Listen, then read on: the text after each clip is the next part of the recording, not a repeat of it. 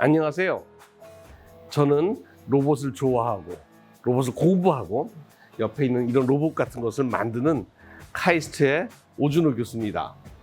요즘 인공지능, 로봇 아주 굉장히 관심이 많고 아주 뜨거운데 우리 미래 과학자를 꿈꾸고 또한 이런 로봇 공학자가 되고 싶은 여러분들 우리 대전 사이언스 페스티벌에 오셔서 로봇 보기도 하고 또 로봇에 관한 얘기도 서로 나누는 좋은 시간이 되길 바랍니다. 감사합니다.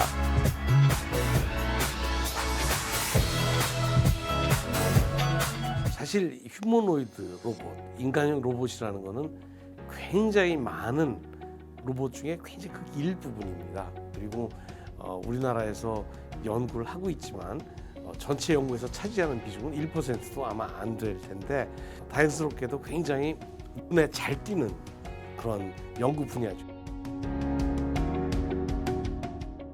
휴보 로봇이 뭐 특별히 탁월하다기보다는 우리나라 최초라는 것, 그다음에 일본 이외 국가에서 만들어진 최초 로봇이라는 상징성이 더 큰 것 같습니다. 그러면서 제가 그 로봇에 대한 일반적인 기술을 다 공개를 했기 때문에 그 이후로 굉장히 많은 곳에서 유사한 이런 로봇들이 아주 본격적으로 연구가 시작되게 된 겁니다.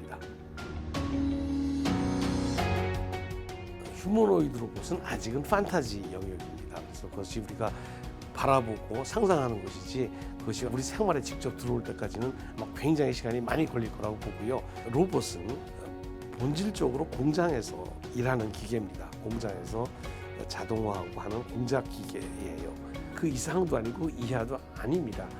지나치 기대를 하게 되면 조금 실망할 가능성이 있죠. 그래서 우리가 로봇 공학자들이 연구한 것은 로봇을 좀 더 진화시키고 해서 기대치에 가까이 가도록 하는 노력을 하는 겁니다.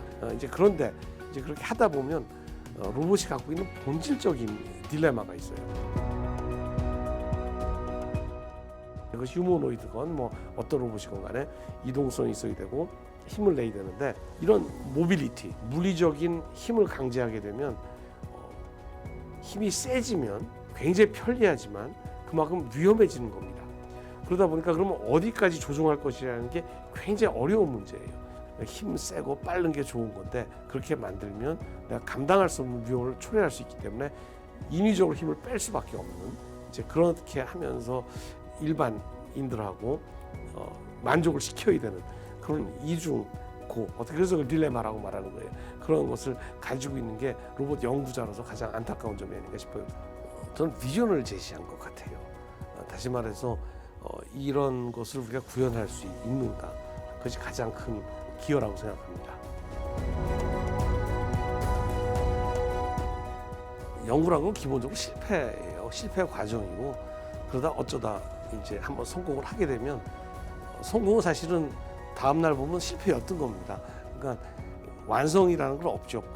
과정이기 때문에 과정이라는 건 그냥 오늘 끝낸 게 오늘의 성공이고 우리 줄초상이라고 그러는데 어떤 이유로 조그만 실수로 해서 기계 소재가 타버리는 거죠. 그 이제 뭐 다 세팅을 하려고 그러는데 아주 간단한 이유가 조그만 못을 하나 떨어뜨렸다든가 아니면 누가 전기줄을 한번 거꾸로 연결한다든가 아주 사소한 실수로 전체가 다 타버리는 비일비재합니다. 그런 과정이 학습된 것 같아요. 그래서 꾸준히 하면 이 문제 풀릴 수 있다라는 확신, 방향성이 있기 때문에 결국은 왜냐하면 잘 안 되면 안 되는 이유가 있는 겁니다. 그 이유를 찾는 게 연구거든요. 이유를.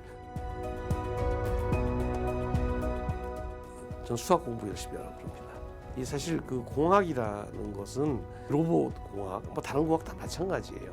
95%가 거의 100%가 기본이 수학입니다. 수학.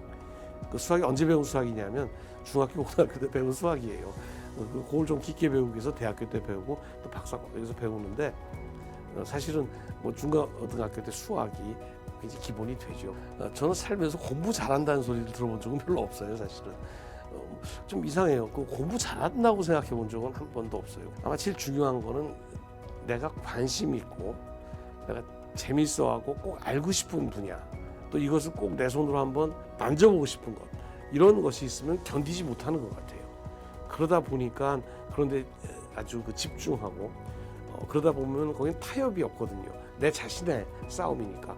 과학이라든가 수학의 지식들 혹은 그 지식을 배우면서 느꼈던 속에서 뿜어 나왔던 호기심, 그것을 어떻게 끝까지 간직하고 호기심을 만족하기 위해서 얼마큼 또 도전하느냐라는 것이 모든 문제를 풀 수 있는 가장 큰 열쇠가 아닌가 싶습니다. 그러다 보면 어느 날 나도 모르게 그 부분에 그 분야에 있어서 정점에 와 있지 않나 그런 생각이 듭니다. 저는 그렇게 생각해요. 아직도 어떻게 보면 꿈을 쫓는 과학자가 아닌가 생각합니다.